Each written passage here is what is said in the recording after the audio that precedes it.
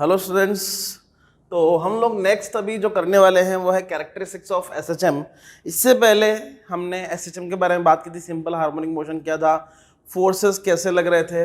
हम लोगों ने last time F is equal to minus के एक्स के बारे में बात की थी। ये बताया था कि ये पावर n होती है जो कि हमेशा एक ऑड नंबर होगी। ठीक है, तो फोर्सेस के बारे में, मेनली जो फोर्स लग रहा था उसके बारे में हम लोगों ने पूरी बातें की थी लास्ट टाइम, राइट। और आपको ये भी याद होगा कि फोर्स का वैल्यू होता क्या है, F is equal to ma होता है which is equal to minus के एक्स।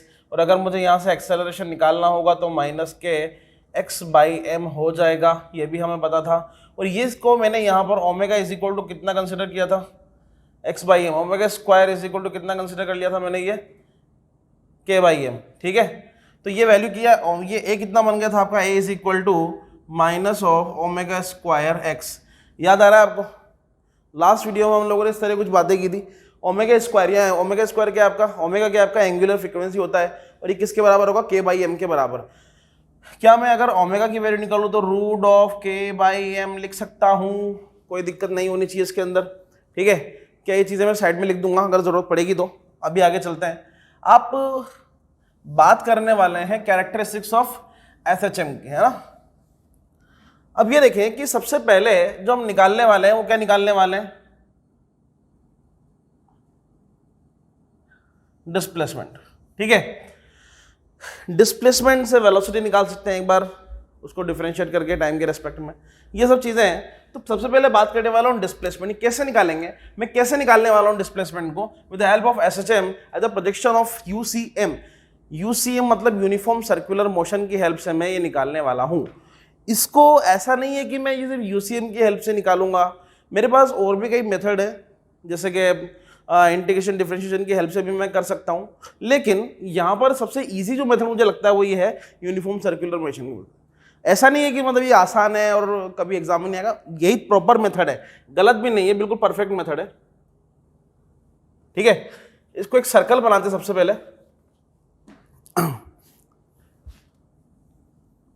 एक सर्कल मैंने बनाया, ठीक है, नीचे एक सरफेस है, इमेजिन करते रहे साथ के साथ।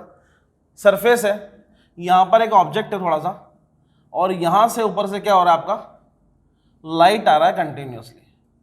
ठीक है, आपको पता है कि अगर लाइट ऐसे आता है, शेडो कैसे बनता है आपको पता है, ये पढ़ा हुआ है आप लोगों ने कैसे। यहां पर जो सोर्स ऑफ लाइट होगा, मैं एक ओपेक बॉडी, और मेरा शेडो कहां बनेगा, इसके अपोजिट साइड में। सोर्स ऑफ लाइट, बॉडी, और आपका स्क्रीन जहां पर शेडो बनने वाला है। फिर से source of light, opaque body और स्क्रीन जहां पर आपका शेडो बनेगा। तो यहां पर मेरे पास भी कुछ ऐसा है, this is source of light, ऊपर से क्या आ रहा है आपका, लाइट आ रहा है। ठीक है, ये आपका ओपेक बॉडी है और ये आपका स्क्रीन है। यहां पर क्या बनेगा आपका, शेडो बनने वाला है। अब यहां पर ये जो ऑब्जेक्ट मैंने लिया था, ये ओपेक बॉडी है ही। अभी ओपेक बॉडी क्या कर रहा है, कंटिन्यूअसली इस पाथ में घूम रहा है, रेगुलर बेसिस पास में घूम रहा है। यहां पर देखते हैं ये क्या था, t इज इक्वल टू 0 पर था, और ये क्या कर रहा है, रेगुलर बेस पे घूम रहा है। सोचो जब t इज इक्वल टू 0 पर होगा तो इसका शेडो इस स्क्रीन पर क्या यहां कर बनेगा, हाँ या ना, सोच कर देखिए। ठीक है, जब ये थोड़ा आगे आएगा घूमकर तो ये कहीं यहां आ जाएगा, फिर एक बार यहां आएगा, फिर एक बार कभी कभी घूमते घूमते यहां भी आएगा, यहां आएगा। जब ऐसे घूमेगा, आप सोचकर देखें ध्यान से कि जब घूमेगा तो ये इसका एक बार शेडो यहां बनाएगा, एक बार शेडो यहां बनाएगा, फिर ये घूमते हुए वापस यहां आएगा, फिर शेडो वापस यहां बनेगा, फिर शेडो यहां बनाएगा, फिर यहां आएगा, तो फिर यहां बनाएगा। हो क्या रहा है, आप ध्यान से देखें तो ये एसएचएम ही बन रहा है इस तरह का। क्या बोलते हो, देखो शेडो उधर गया, जैसे जैसे घूमता हुआ नीचे आया, ठीक है, शेडो धीरे धीरे इधर गया, जैसे जैसे वापस ही यहां से इधर जा रहा है, नीचे की तरफ जा रहा है, तो फिर क्या होगा, शेडो इधर जाएगा। तो ये कौन सा फिर से मोशन हो गया, ये एसएचएम हो गया, सिंपल हार्मोनिक मोशन, अगेन वही हो गया। ठीक है, तो मैं इसको इस मेथड से बताने वाला हूं। यहाँ पे ध्यान से देखिए, मान लेते हैं t इज इक्वल टू 0 पर शेडो यहां बन रहा था, t is equal to t पर कुछ भी पर्टिकुलर टाइम ले लीजिए, यहां पर शेडो कहां बनेगा आपका, इस जगह। t is equal to t पर शेडो यहां बनने वाला है, कोई प्रॉब्लम नहीं होगी। मान लेते हैं यहां से जब शेडो यहां गया तो इसके बीच का जो डिस्टेंस था वो x रहा होगा। तो क्या मैं ये बोल सकता हूं कि ये वाला जो गैप है ये भी x रहा होगा, ये वाला। ठीक है, ये जो पार्ट है यहां से लेके यहां तक का, क्या मैं इसको a बोल सकता हूं जो कि रेडियस के बराबर होगा, हाँ। क्या मैं इसको भी a ही बोलूंगा क्योंकि ये भी रेडियस के बराबर है, देखो है या नहीं है। आपने सर्कुलर मोशन में जब यूनिफॉर्म सर्कुलर मोशन पढ़ा होगा तो आपने एक टर्म डेफिनेटली पढ़ा होगा, आर्क, ठीक है। Angle subtended from the centre of the circle by an arc equal in the length of the radius. ये आपका रेडियस था आर, ये रेडियस था आर, ये लेंथ आपका क्या ले लिया था आपने, आर्क, इसको लिया था हमने एक्स, है ना, और ये थीटा था, याद आ रहा है। तो डेफिनेटली जब कोई बॉडी यहाँ से यहाँ आएगी तो क्या इसने भी कोई एंगल सबटेंड किया है, एंगल एक्सटेंड किया है, हाँ जी। तो ये एंगल में कितना ले लूंगा इधर से इधर, थीटा, क्या वो होगा या नहीं होगा। और थीटा इज इक्वल टू किसके बराबर होगा, आपको पता है ओमेगा इज इक्वल टू कितना था, theta by T, angular velocity is equal to angular displacement upon time period, होगा या नहीं होगा।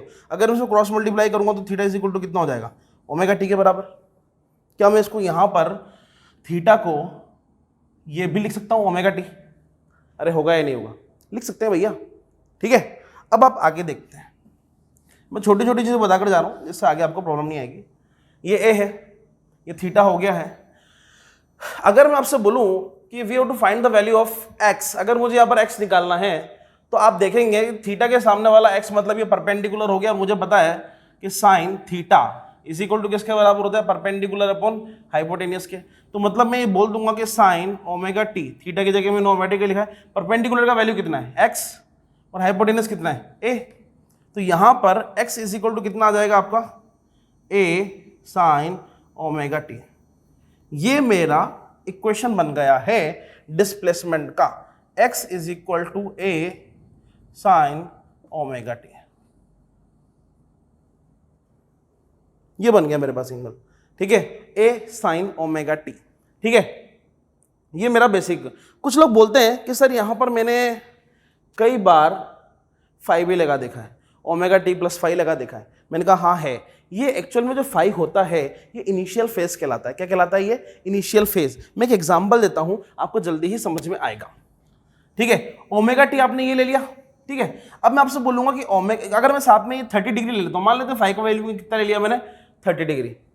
कितना ले लिया मैंने फाइव का वैल्यू, 30 डिग्री। तो आपका जो इनिशियल फेज होगा वो किस तरह का होगा, मैं दिखाता हूं आपको। ये आपका एक वेव है, ठीक है। आपको पता है कितना होता है, पाई बाई 2, 90 डिग्री, है ना। ये कितना होता है आपका 180 डिग्री मतलब पाई। ये कितना होगा 270 डिग्री, कितना होगा 360। अब मैं आपसे बोलूंगा कि ओमेगा टी प्लस 5 पे अगर वेव आ रहा है, इसका मतलब प्लस 5 आ रहा है। अब आपका वेव पता है कहां से स्टार्ट हो रहा होगा, ये मान लेते हैं यहां पर कहीं 30 डिग्री है इस जगह, तो ये आपका इसका वेव बन जाएगा, इसका ग्राफ बन जाएगा इस तरह का। ये 30 डिग्री से स्टार्ट हो रहा है, ये देखो। अगर मैं बोलूंगा अगर 5 की जगह 90 डिग्री है तो आपका जो वेव है यहां से स्टार्ट होगा, मतलब ग्राफ इसके बाद से कंसीडर करेंगे। समझ में आ रही है। तो ये इनिशियल फेज है कि जो वेव है, जो पार्टिकल है, वो इनिशियल फेज में कहां था, ये बताता है बस ये, इसके अलावा और कुछ भी नया काम नहीं है। तो 5 क्या है यहाँ पर, इनिशियल फेज है। यहाँ पर इसका इनिशियल फेज क्या है कि सर पाई बाई 2 से स्टार्ट हो रहा है। पहले कहां पर होता है इनिशियल फेज, कितना था आपका 30 से स्टार्ट हो रहा था, तो मैंने यहाँ पर मार्क कर दिया। इसका इनिशियल फेज कहाँ है। आप बोलोगे सर प्लस की जगह माइनस आ जाए, ओहो प्लस की जगह माइनस आ जाएगा तो बहुत बड़ी बात हो जाएगी। कुछ भी नहीं होगा, देखिए ध्यान से,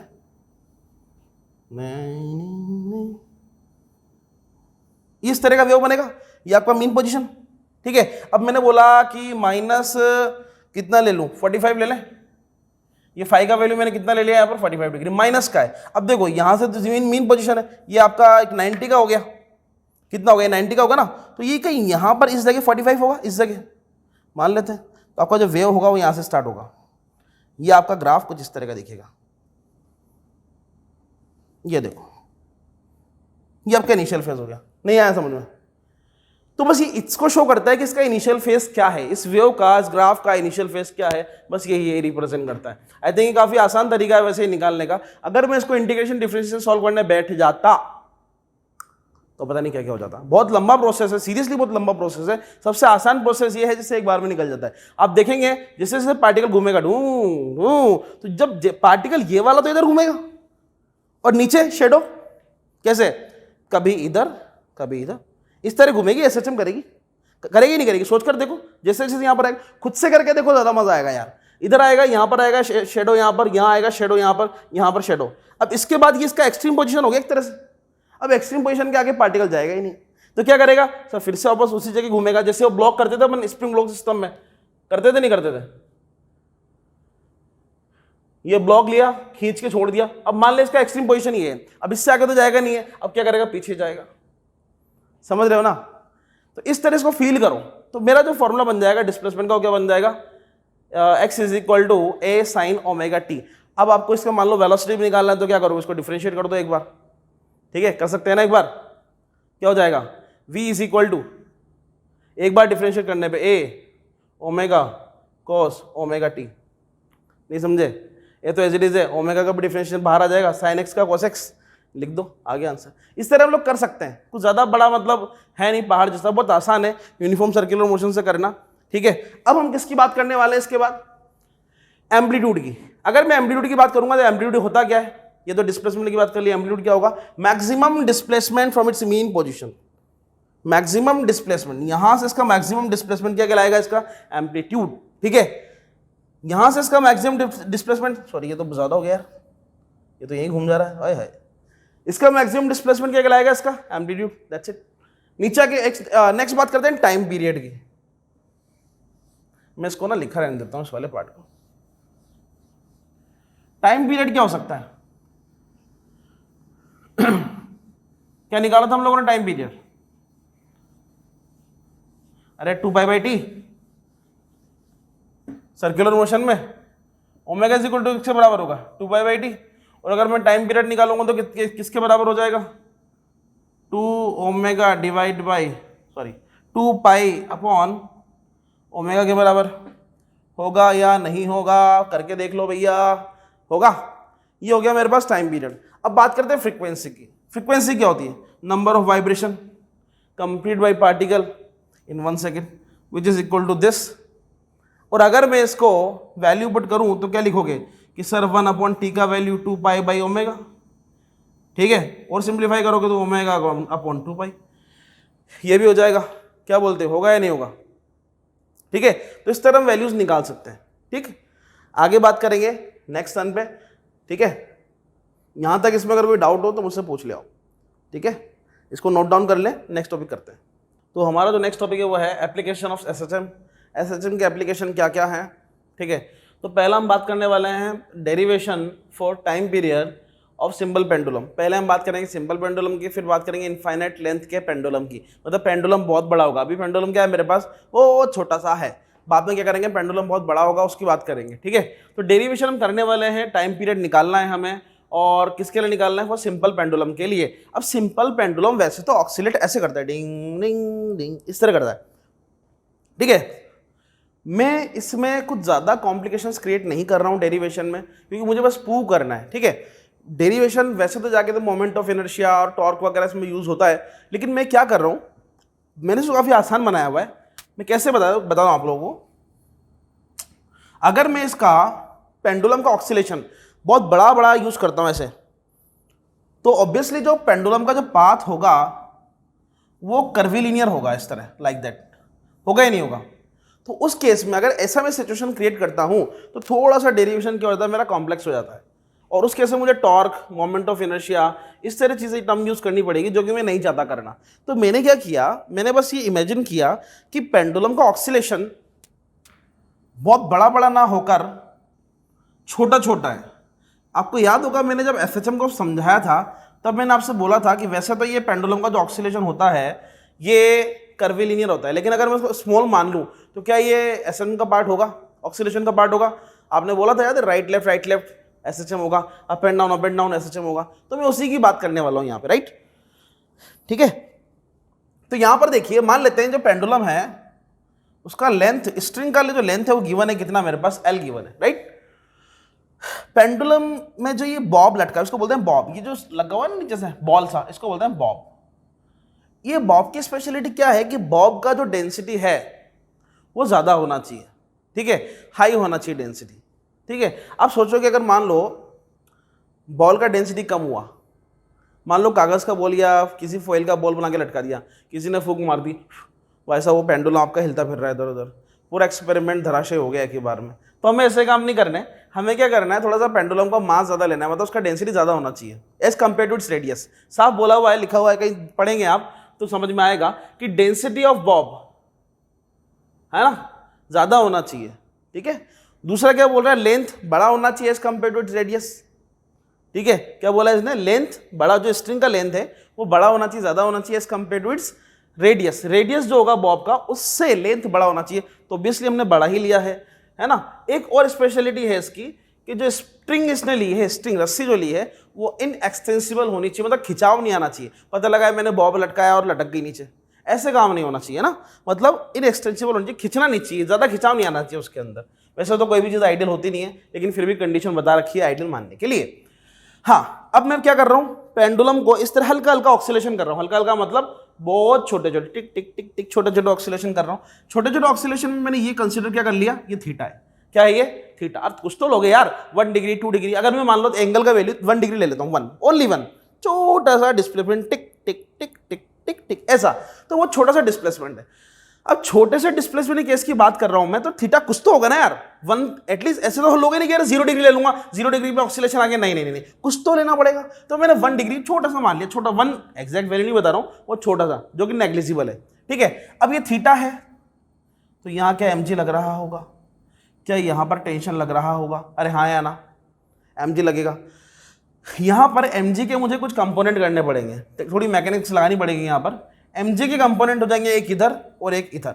अरे होंगे या नहीं होंगे, आपको पता होगा कंपोनेंट हमेशा 90 डिग्री में निकाल देते हैं। एक कंपोनेंट ये हो जाएगा, एक कंपोनेंट ये हो जाएगा। अगर ये थीटा है तो ये वाला पार्ट भी क्या होगा आपका, थीटा। ये वाला बन जाएगा कंपोनेंट mg cos थीटा, ये वाला बन जाएगा mg sin थीटा। ठीक है, बन गए कंपोनेंट। अब आप ये देखिए कि जो बॉल का ऑक्सीलेशन था, उस ऑक्सीलेशन में बहुत छोटा सा डिस्प्लेसमेंट, ध्यान रखना बहुत छोटा सा, मतलब आप ये समझ लो कि ये ऐसा है तो इतना सा, बहुत छोटा सा। तो मैंने ये थीटा हो गया है, ये लेंथ ऑफ द स्ट्रिंग है। ठीक है, ऊपर टेंशन वेंशन लग रहा है वो सब अलग बात है। हाँ, मैंने ये जो गैप है इसको क्या कंसिडर कर लिया भैया, x, मतलब ये वाला पार्ट क्या है, x। हाँ या ना, फिर से वही theta is equal to arc upon radius, याद है फॉर्मूला। हाँ, theta is equal to arc upon radius. यहां पर रेडियस किसके बराबर है आपका, लेंथ के बराबर है या नहीं है या नहीं है। ठीक है, तो ये मैंने मान लिया। अब मैं अगर फोर्स निकालूं, आपको याद है ऐसा कौन सा फोर्स है जो इसको मीन पोजीशन में लाने की कोशिश कर रहा होगा। आप बोलोगे sir F is equal to कौन सा फोर्स है, माइनस mg साइन थीटा, है या नहीं है। वापस कहाँ ला रहा है इसको, मीन पोजीशन में, है या नहीं है। अब आप क्या करेंगे, यहां पर साइन थीटा को देखते हैं। यहां पर sine theta approximately equal to किसके बराबर आ रहा है, थीटा के बराबर। मैंने याद बोला था थीटा बहुत छोटा है, थीटा बहुत छोटा होगा तो उस कंडीशन में क्या होगा, हमने पहले भी कई बार किए होंगे इस तरह के सवाल। जब हम थीटा को बहुत छोटा मान लेते हैं तब क्या बोलते हैं, साइन थीटा किसके बराबर होगा भैया, थीटा के बराबर। ठीक है, तो ये फॉर्मूला क्या बन जाएगा मेरे पास, F is equal to minus mg theta, होगा या नहीं होगा। ठीक है, अब आपको थोड़ी देर पहले मैंने क्या निकाला है, थीटा का वैल्यू x/l। ठीक है, तो थीटा का बन जाएगा minus mg x divide by l। ठीक, थोड़ा सा अगर मैं इसको सिंप्लीफाई कर सकता हूं क्या, हाँ कर सकता हूं। F is equal to minus mg/l, साथ में हो जाएगा ये x। अगर आपको स्प्रिंग फोर्स का फॉर्मूला पता है तो था F is equal to minus K x के बराबर, था या नहीं था। मतलब अगर आप ध्यान से देखें तो मैं ये बोलूंगा कि k का जो फॉर्मूला, k की जो वैल्यू आया है, क्या वो ये है k का वैल्यू। क्या मैं लिख सकता हूं कि k का value mg divide by l के बराबर होना चाहिए, क्या बोलते हो, देख लो भाई। अगर मैं यहां पर k रख दूं तो ये फॉर्मूला बन जाएगा, मतलब इसकी जगह k रख दूंगा तो k यही तो है कि mg बाई l k है ना। चलो आगे चलते हैं, k इज इक्वल टू कितना हो गया मेरे पास, mg बाई l। अब बेसिकली मेरा टारगेट क्या था, मुझे स्टार्टिंग में फॉर्मूले में क्या निकाला था, टाइम पीरियड निकालना था। क्या निकालना था मुझे, टाइम पीरियड निकालना था। और थोड़ी देर पहले आपने टाइम पीरियड का एक फॉर्मूला पढ़ा था, t is equal to 2 upon omega के बराबर। याद आ रहा है नहीं आ रहा, थोड़ी देर पहले हमने टाइम पीरियड का एक फॉर्मूला पढ़ा था, किसके बराबर था, t is equal to 2 upon omega के बराबर। ठीक है, और उससे भी पहले अपन ने एक बात पढ़ी थी फोर्स के टाइम पे, आपको याद है, a is equal to omega square x, है ना, याद आ रहा है। और मैंने इसका वैल्यू क्या लिया था, ओमेगा का वैल्यू क्या आया था निकालने पे, सिंप्लीफाई करने पे, ओमेगा का वैल्यू क्या आया था भैया, m a is equal to minus के एक्स, और a इज इक्वल टू कितना आया था माइनस के बाई एम, और साथ में आया था x, याद आ रहा है? ठीक है, मतलब ओमेगा स्क्वायर जो था वो किसके बराबर था, के बाई एम के। ठीक है, तो ओमेगा किसके बराबर आया था मेरा, root of m by, sorry, omega किसके बराबर आया था मेरा, उधर भेज दो यार स्क्वायर को, तो ये जाएगा के बाई एम के बराबर। क्या बोलते हो, था या नहीं था? रिजल्ट याद है आप लोगों को? ओमेगा इज इक्वल टू कितना हो जाएगा आपका, root of k by M. और आप सोचें कि ये वैल्यू क्या मैं यहां पर पुट कर सकता हूं क्या टाइम पीरियड का? हाँ, क्या ये टाइम पीरियड का वैल्यू यहां पुट कर सकता हूं मैं? ये वैल्यू टाइम पीरियड में पुट कर दूं मैं इस जगह उठा के, तो क्या दिखाई देगा, t इज इक्वल टू 2 पाई। ठीक है, और ये ओमेगा नीचे दिया हुआ है डिनोमिनेटर में, और ये वैल्यू दिया हुआ है किसका, ओमेगा का। तो अगर मैं इसको सिंप्लीफाई करूंगा तो क्या ये रूट एम बाई के आ जाएगा? क्या बोलते हो, होगा या नहीं होगा? होगा या नहीं होगा सोच के देख लो भैया। टाइम पीरियड का फॉर्मूला कितना, 2 पाई अपॉन ओमेगा, थोड़ी देर पहले किया था अपन लोगों ने। ए का फॉर्मूला ये दिया होता है, f is equal to m a निकालूंगा तो कितना हो जाएगा, k by M. Omega square is equal to कितना था, के बाई एम। ओमेगा को स्क्वायर को उधर भेज दो, क्या हो जाएगा, omega is equal to root of k by m. ठीक है, अब आप क्या करेंगे, ओमेगा का वैल्यू उठाकर यहां डाल दीजिए टाइम पीरियड, क्योंकि मुझे निकालना बेसिकली क्या है, मुझे फाइनली क्या निकालना है, टाइम पीरियड निकालना है पेंडुलम का। तो टी इज इक्वल टू कितना हो जाएगा, 2 पाई अपन अंडर रूट एम बाई के। अब आप क्या करें, सिंपली के का वैल्यू उठाकर यहां डाल दें। कहां से उठाना है के का वैल्यू, यहां से, क्योंकि मैं इसी का निकाल रहा हूं। यहां f is equal to minus के एक्स थे, के ये है, बाकी सब तो अपनी जगह पर है ही। ठीक है, तो मैं क्या कर रहा हूं, टाइम पीरियड निकालने के लिए टी इज इक्वल टू 2 पाई तो अपनी जगह पर है, ये एम भी अपनी जगह पर है, यहां से के का वैल्यू उठाकर यहां डाल रहा हूं मैं। के का वैल्यू क्या दिया हुआ है, m g by l, m से एम को उड़ा दे, काट दो इसको, तो टी इज इक्वल टू कितना हो जाएगा आपका, 2 pi under l by g. That is your answer. Time period किसका आया, ये सिंपल पेंडुलम का। अगर ऑक्सीलेशन आपके बहुत छोटे छोटे हैं उस केस के लिए मैंने ये ले लिया है, T is equal to 2 pi upon under root L by g. यहाँ पर एल क्या है, लेंथ ऑफ द पेंडुलम, मतलब ये स्ट्रिंग का जो लेंथ है उसकी बात कर रहा है। जो जी क्या है आपका, एक्सेलरेशन ड्यू टू ग्रेविटी।